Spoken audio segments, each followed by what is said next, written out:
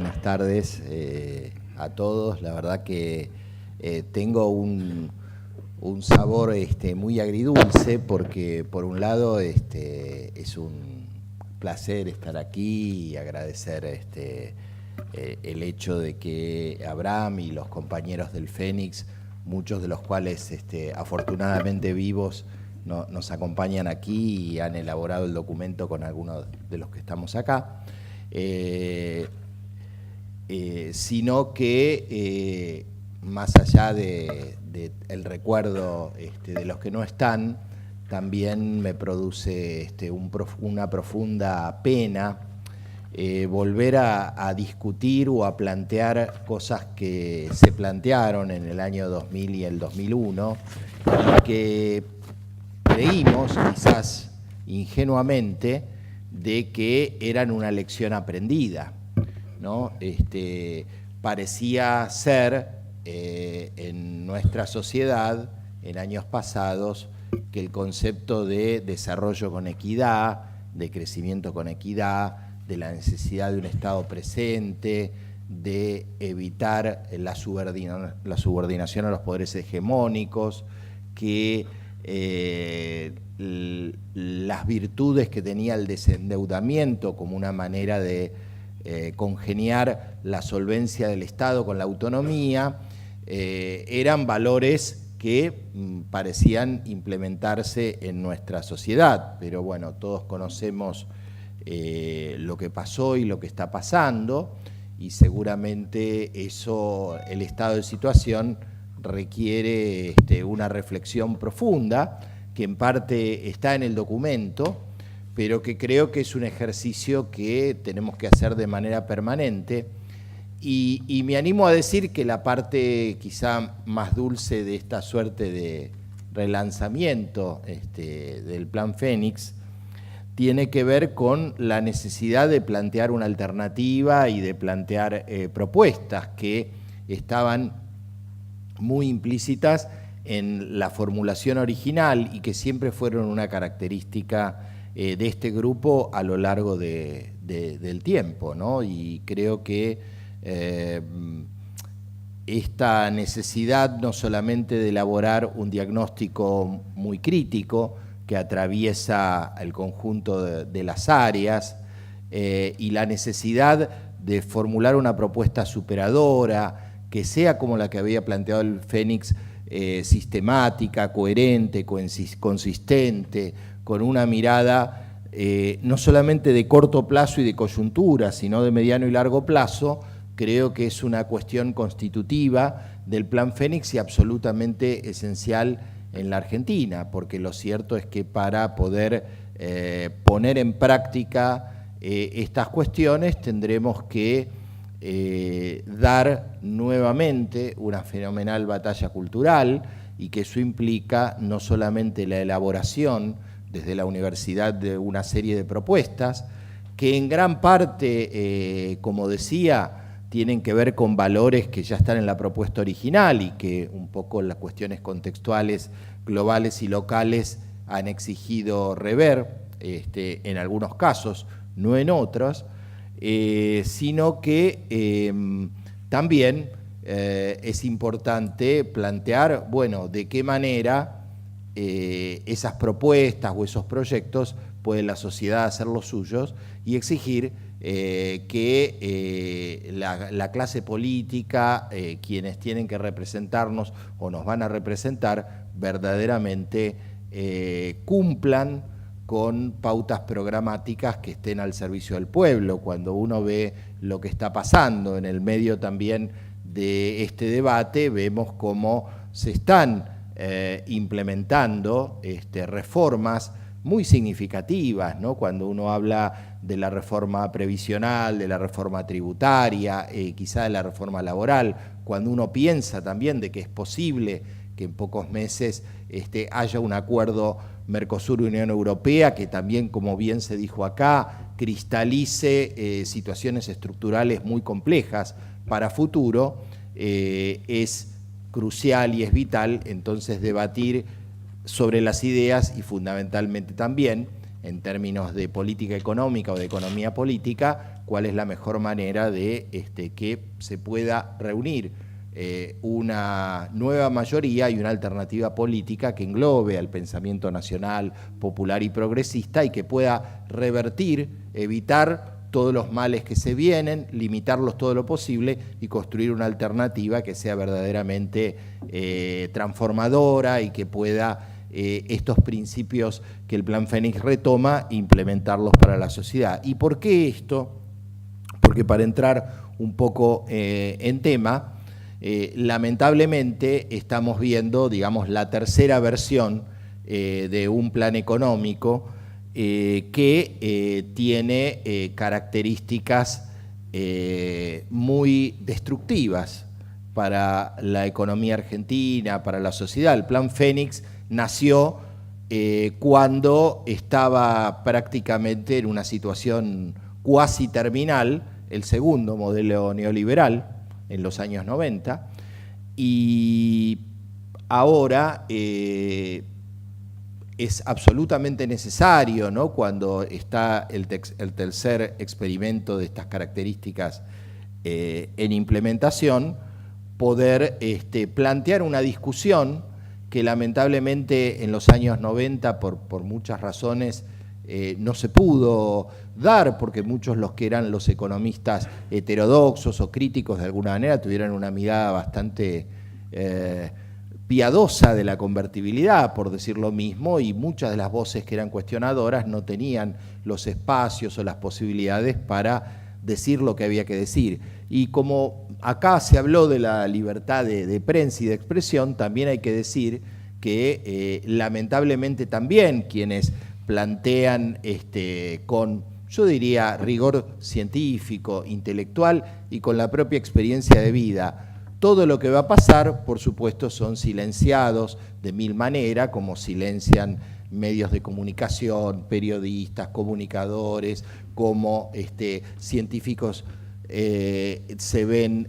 también reducidos, como profesores que tienen una mirada crítica también son silenciados en las universidades. Es decir, hay un intento por acallar las voces y el pensamiento crítico y tratar de cristalizar nuevamente un pensamiento único que esté al servicio de el verdadero poder, y creo que una de las características de esta experiencia es que esta vez el poder lo ejercen los dueños, y me voy a referir concretamente a algo que sobrevoló acá, que es el poder financiero. Porque si yo hablo de la deuda, si hablo de la fuga de capitales, si hablo de las LEVAC y hablo de la parte técnica de lo que tengo que hablar, me parece que hay que ponerlo en la verdadera perspectiva. En realidad, todo esto que está pasando, es decir, la eliminación de todos los controles prudenciales, la devaluación, el ajuste, la desregulación financiera, la apertura irrestricta comercial y financiera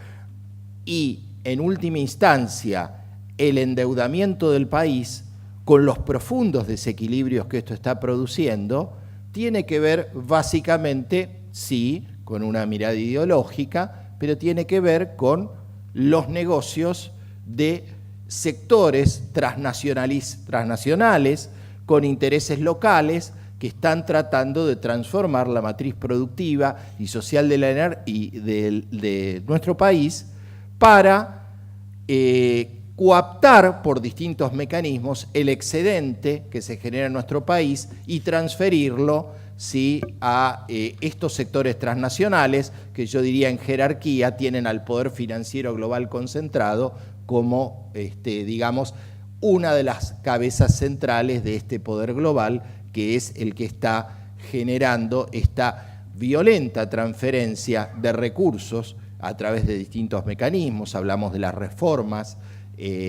impositivas, de la reforma previsional, a través de distintos mecanismos. Porque si bien, como se dijo, algunas de las cosas son necesarias en términos de el Fénix, por ejemplo, siempre planteó la necesidad de una reforma tributaria, ciertamente no esta reforma tributaria, que tiende a ser más regresiva, a desfinanciar al Estado, como bien se dijo, sino que este conjunto de medidas que está tomando el gobierno sí tienen una sistematicidad espejo a las formulaciones del Plan Fénix, en el sentido de que el plan económico tiene esta sistematicidad de la expropiación del excedente y el saqueo, bajo distintos mecanismos productivos, comerciales y financieros particularmente, que están generando desequilibrios profundos en la economía por fuera de los perversos efectos sociales que está generando, ¿sí? ¿De qué manera? Uno podría decir, ¿qué objetivos está cumpliendo el gobierno? Sí, por un lado, la inflación no baja, sino que se ha mantenido alta. Sí, por otro lado, digamos, hubo una fuerte caída del crecimiento de la economía y hubo un pequeño rebote que no llega a los niveles del año 2015. Sí,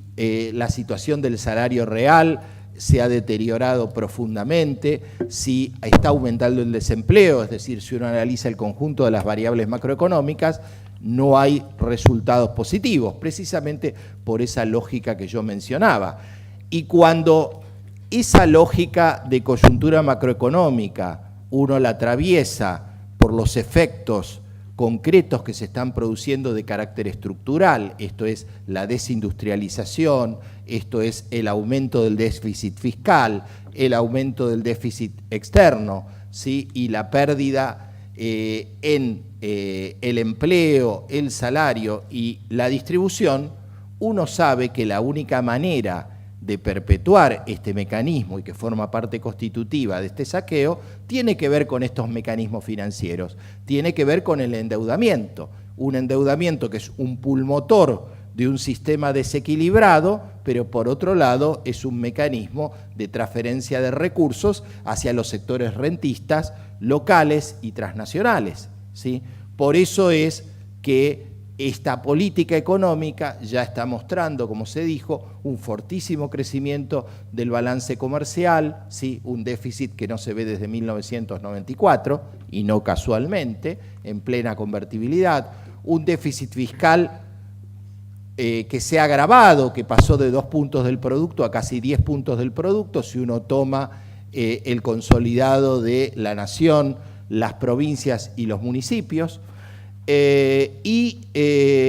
Todo esto es financiado, entre comillas, por una deuda externa que no para de crecer, ¿sí? Que ha mostrado emisiones de más de 150.000 millones de dólares en casi 2 años, con una deuda pública que ya supera los 300.000 millones de dólares, que ya supera los 50 puntos del producto y que ha tenido una velocidad de crecimiento aún superior a los 2 experimentos neoliberales. Y por supuesto todo eso también está acompañado por otros endeudamientos, como un profundo endeudamiento del Banco Central, que con un diagnóstico absolutamente equivocado pretende bajar la inflación subiendo la tasa de interés y perpetuando este rentismo para los sectores financieros y generando un grave corset a las actividades productivas que no pueden, obviamente, pensar en actividades de producción y en empleo, salvo sectores económicos privilegiados en los sectores tradicionales con niveles de tasa de interés. Ciertamente creo no hace falta estar en esta facultad o haber estudiado para ver que la causa de la inflación que hay en la Argentina la provoca el propio gobierno en beneficio de sectores que forman parte constitutivos de este gobierno, que no es la emisión monetaria la que está generando esta inflación, que fue la devaluación y que fue todos los aumentos de costos que el propio gobierno ha ido produciendo para beneficiar a sectores específicos, porque verdaderamente, por más que el Banco Central aumente la tasa de interés, si aumentan las naftas, si se dolarizan y se indexan determinados costos, si aumentan la energía, la luz, el gas, el boleto del colectivo, si se permite que los grandes grupos económicos puedan aumentar en la educación y en la salud, ¿sí? En los sectores concentrados, aumentos superiores a los costos y para generar rentabilidad a estos sectores en detrimento de otros sectores pymes que están sufriendo las consecuencias de este modelo, está claro, digamos, que el diagnóstico desde lo intelectual o desde el debate de las ideas es absolutamente equivocado, que está dando malos resultados, pero evidentemente la lógica que hay es que esta lógica permite temporalmente, como ocurrió en los años 90, como ocurrió en la época de Martínez de Hoz, que unos pocos tengan profundos beneficios. Por eso, digamos, para ir yendo a la parte propositiva, creo que es bastante claro también que cuando los resultados para la mayoría del país y para la mayoría de los ciudadanos es negativa, cuando uno va en un curso equivocado y de colisión y camino a una crisis que probablemente no sea inminente, pero que a mediano plazo es irreversible si el país destruye su capacidad de pago y depende crucialmente de un endeudamiento absolutamente volátiles, con inversores que tan pronto vean que la Argentina estructuralmente es insolvente, van a dolarizar estos activos que tienen en LEVAX o en pesos a supertasas, lo van a cambiar a dólares y lo van a fugar del país sin que el Banco Central, que eliminó, como ustedes saben, el ingreso de los dólares genuinos de exportaciones y eliminó todos los controles a la identificación de las operaciones de las transnacionales y eliminó todos los controles a la salida de los capitales especulativos, pueda hacer nada. Por eso, ciertamente, entonces, el camino pasa por revertir esta apertura comercial, por revertir esta apertura financiera, por volver a usar los instrumentos de las políticas públicas para el desarrollo y la equidad, es decir, en el plano cambiario, volver a tener una flotación administrada, que el dólar no lo fije el mercado, sino lo fije el Estado, por tener tasas de interés que sean compatibles de la producción, es decir, por tener al conjunto de las políticas públicas, esto es la política fiscal, la política monetaria, la política cambiaria, la política sectorial, así como todo el resto de la política que incluye, como bien hace el Fénix, no solamente lo económicamente estricto, sino la política educativa, de salud, de ciencia y tecnología, al servicio de un proyecto de desarrollo, y esto implica un cambio de 180 grados en las políticas. Quiero terminar, porque también está corriendo para mí el tiempo, con un recuerdo que implica actualidad y que implica, creo yo, la raíz de los problemas y el sendero hacia donde tenemos que transitar. Yo recuerdo en el primer discurso del lanzamiento del Plan Fénix, un discurso de Julio Olivera, ¿sí?, que abrió el Plan Fénix, y donde él hacía una descripción económica respecto a un debate intelectual entre los economistas, donde mencionaba, dentro de lo que era el pensamiento convencional, por usar un poco sus palabras, ¿sí?, creían que el gran problema era el déficit fiscal, ¿no?, que parece ser una de las obsesiones del actual presidente, más allá que sus políticas lo que hacen ciertamente es aumentar el déficit fiscal de manera estructural, ¿sí? Mencionaba también que existía otra corriente, que era la corriente heterodoxa o estructuralista, que pensaba que el principal problema de la Argentina era la restricción externa. Y algo, por supuesto, cierto también, porque la Argentina repetidamente y después también tuvo que lidiar con la restricción externa, y esto supone todo un debate respecto a una política de desarrollo que implique un racionamiento de divisas para la producción que verdaderamente permita tener un crecimiento sostenido. Pero hablaba, en tercer lugar, caracterizó al Plan Fénix desde dos desequilibrios adicionales que la corriente principal de la economía, digamos, y la heterodoxia, digamos, más neoclásica, no tenía en cuenta, que era básicamente el desequilibrio de la producción y fundamentalmente, caracterizando el Fénix, y creo que es muy actual, el desequilibrio de los bienes públicos. Esto es cómo existe una reducción en la oferta, en la educación, en la salud, o sea, la destrucción del Estado y las demandas. Lamentablemente estamos viendo que no solamente está aumentando exponencialmente la deuda externa, sino que también este desequilibrio al que apuntaba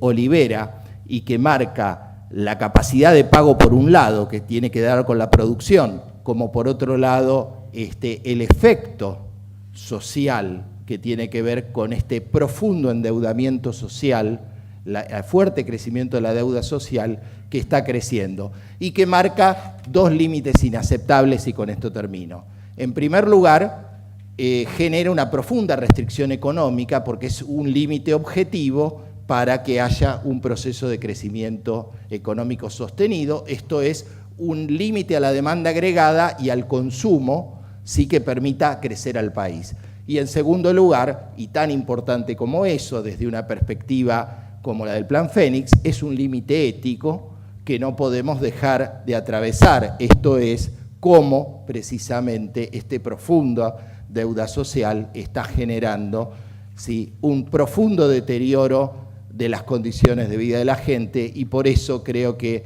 me parece muy elocuente que mientras ocurrían los hechos del lunes y mientras el Congreso votaba lo que votaba, había una chiquita en Misiones que estaba tomando agua con barro porque no tenía agua para tomar. Creo que de esto es de lo que estamos hablando, que estas son las consecuencias del poder financiero, de la dependencia, y por otro lado, creo, como nota optimista, más allá del Fénix, me parece que alguna gente está empezando, quizás lentamente, a darse cuenta de lo que está pasando, y creo que el Fénix en ese sentido, y cada uno de nosotros, puede ir tratando de desarrollar un cambio de conciencia que implique volver a adoptar por parte de la sociedad los valores, ¿sí?, de la inclusión, de la equidad, de la solidaridad, y por otro lado exija un cambio de políticas y, por cierto, un debate enorme que tenemos, no solamente de resistir, sino de cómo volver bien y volver mejor. Muchas gracias.